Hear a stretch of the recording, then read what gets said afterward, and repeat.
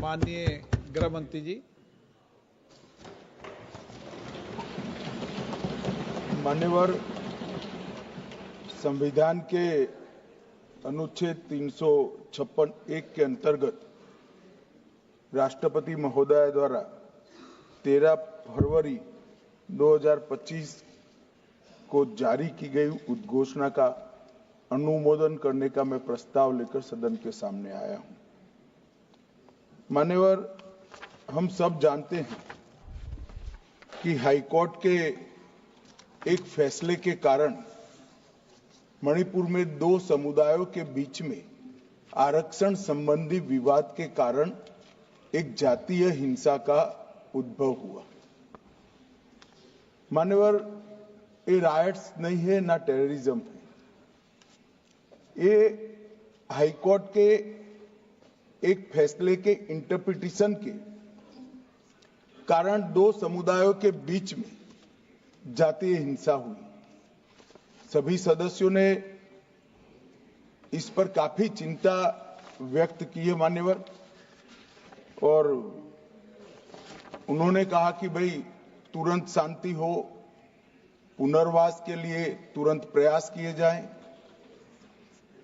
केसों की न्यायिक जांच हो और जो पीड़ित है उनकी पीड़ा कम करना और उनका जो नुकसान हुआ है इसकी भरपाई होनी चाहिए।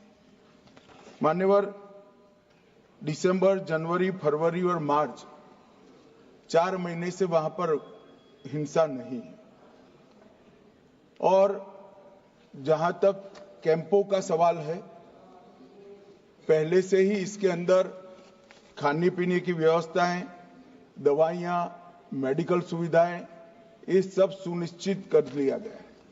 टेक्निकल एजुकेशन, मेडिकल एजुकेशन की वहां पर ऑनलाइन व्यवस्था हो चुकी है। प्राइमरी एजुकेशन के लिए कैंपों के लिए अंदर ही वहां पर वर्ग लगाए गए हैं, जहां इनकी पढ़ने की सुविधा करने का प्रयास किया गया। मैं नहीं कहता कि ये सुविधा अपने घर में रहकर बच्चा पढ़ता है इतनी अच्छी है, मगर हम सब जानते हैं मान्यवर, जब जातीय हिंसा होती है तब ये सारे प्रश्न खड़े होते हैं। मुझे लगता है कि इसको पार्टी के साथ एकदम जोड़ना नहीं चाहिए। मैं इस तरह का जवाब भी देना नहीं चाहता सदन में कि आपके समय में इतनी हिंसा हुई थी, हमारे समय में इतनी हुई, आपके समय से हमारे समय में कम हुई है। हिंसा होनी ही नहीं चाहिए। इसमें इन प्रिंसिपल किसी की इस सदन में असहमति नहीं है, परंतु पिक्चर इसी तरह से खड़ा करने का प्रयास किया कि भाई भाजपा के शासन में ही जातीय हिंसा हुई है। मान्यवर, मैं 2-3 चीजों पर ध्यान आकर्षित करना चाहता हूं। पहले मैं सिर्फ मणिपुर की ही बात करूंगा। मणिपुर में 1993 में जातीय हिंसा हुई, नागा कुकी संघर्ष हुआ। 93 से 98 तक 5 साल तक चला, 750 मौतें हुई, और मान्यवर इसके अंदर छूट-फूट घटनाएं 1 दशक तक चलती रही। मैं ये नहीं कहता कि 1 दशक तक चली थी, हमारा कम हुआ है। हम तो ऐसा मानते हैं हमारे समय में जरा भी नहीं होना चाहिए, मगर एक दुर्भाग्यपूर्ण फैसला आया और इसके कारण हिंसा बढ़ी। इसको तत्काल कंट्रोल कर दिया गया। जो 260 मौतें हुई है मान्यवर, इसमें से 80% पहले 1 महीने के अंदर ही हुई। 80%। बाकी सारी मौतें बाकी महीनों में होती गई। मान्यवर, कुकी पाइते संघर्ष हुआ 97-98 में। 50 से ज्यादा गांव नष्ट कर गए, 40,000 लोग विस्थापित हुए, 352 लोग मारे गए, सैकड़ों घायल हो गए, 5,000 घर जलाए गए। मतई पंगल संघर्ष हुआ 1993 में। उस वक्त 100 से ज्यादा मृत्यु हुई थी और 6 माह तक हिंसा चली। अब मैं चित्र इस तरह से खड़ा कर दिया गया कि भारतीय जनता पार्टी विफल हो गई। मैं इतना ही कहना चाहता हूं, ये तीनों हिंसा, बड़ी बड़ी हिंसा, 10 साल, 3 साल और 6 माह और सैकड़ों मृत्यु इससे भी ज्यादा वो इंडी अलायंस के शासन में तीनों वक्त आपके ही प्रधानमंत्री थे और उसके बाद भी नहीं गए, कोई गृह मंत्री भी नहीं गया। जो मुद्दे उठाते हैं उनको मेरा सिर्फ छोटा सा वास्तविकता मैं बताना चाहता हूं। और मान्यवर, ये तो जातीय हिंसा थी।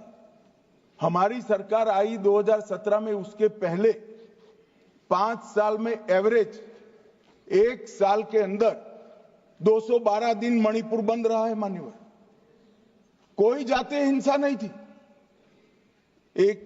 लगभग 1000 से ज्यादा एनकाउंटर हो गए। सुप्रीम कोर्ट को संज्ञान लेना पड़ा था मान्यवर। हमारे 6 साल में एक भी दिन बंद नहीं रहा, ब्लॉकेड नहीं हुआ, हिंसा नहीं हुई। जब एक विशिष्ट परिस्थिति हुई कि सुप्रीम कोर्ट के एक जजमेंट का इंटरप्रिटेशन दोनों समुदायों ने अपने अपने खिलाफ किया, हाईकोर्ट के, और 2 ही दिन में हिंसा भड़क गई। और एक ये भी कहा गया कि इसको नजरअंदाज किया गया। जिस दिन जजमेंट आया उसी दिन यहां से कंपनियां वायुसेना के विमान में मान्यवर वहां रवाना कर दी। कोई नजरअंदाज नहीं किया। इस सब में हम सबकी संवेदनाएं बराबर है, वे होनी ही चाहिए। परंतु मेरा आप सभी से भी विनंती है कि सरकार शांति प्रस्थापित करने के सभी प्रयास, उच्चतम प्रयास कर रही है। कृपया इसको पॉलिटिसाइज न करिए। और पॉलिटिसाइज करना है तो फिर डिबेट होगी, उसमें जवाब भी पॉलिटिकल देना पड़ेगा। मगर मैं ये नहीं चाहता मान्यवर। मैं चाहता हूं जिसका भी मृत्यु हुआ है, इस सदन ने उसके प्रति सम्मान रखना चाहिए, संवेदना रखनी चाहिए, मन में दर्द भी रखना चाहिए। राष्ट्रपति शासन आने के बाद दोनों समुदायों से चर्चा भी हुई। 2 मीटिंग दोनों समुदायों के सारी संस्थाओं से अलग अलग हुई है और बहुत कम समय में एक संयुक्त मीटिंग भी भारत सरकार के गृह विभाग के अधिकारियों के साथ होगी। हम इसका रास्ता ढूंढने का प्रयास भी कर रहे हैं। मगर पहली चिंता शांति प्रस्थापित करने की है। जैसा मैंने कहा, 4 महीने से एक भी मौत नहीं हुई है, 2 इंजर्ड हुए हैं और परिस्थिति बाय एंड लार्ज कंट्रोल में। मैं नहीं कहता संतोषजनक है। जब तक ये विस्थापित कैंपों में रहे तब तक संतोष होने का सवाल ही नहीं। पुनर्विसान पैकेज पर भी अभी चर्चा चल रही है मान्यवर। और आज तो मैं सदन के सामने मान्यवर ये राष्ट्रपति शासन का अनुमोदन कराने के लिए आया हूं। ये कहा गया कि अविश्वास प्रस्ताव, कोई अविश्वास प्रस्ताव रिकॉर्ड पर नहीं मान्यवर। कांग्रेस पार्टी के लिए अविश्वास प्रस्ताव लाने के लिए इतने विधायक ही नहीं है कि वो अविश्वास प्रस्ताव लाए। ये हमारे मुख्यमंत्री ने इस्तीफा दिया, फिर राज्यपाल ने भाजपा के 37, एनपीपी के 6, एनपीएफ के 5, जेडीयू के 1 और कांग्रेस के 5 सदस्यों से चर्चा करी।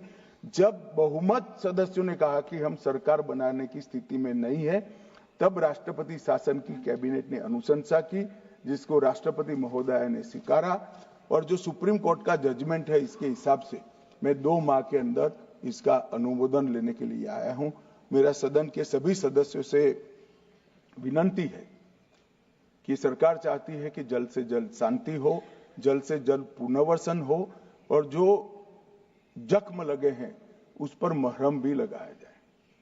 कृपया सभी दल एक मत होकर ये राष्ट्रपति शासन के निर्णय का अनुमोदन करें, ऐसा मैं आपके माध्यम से विनंती करना चाहता हूं।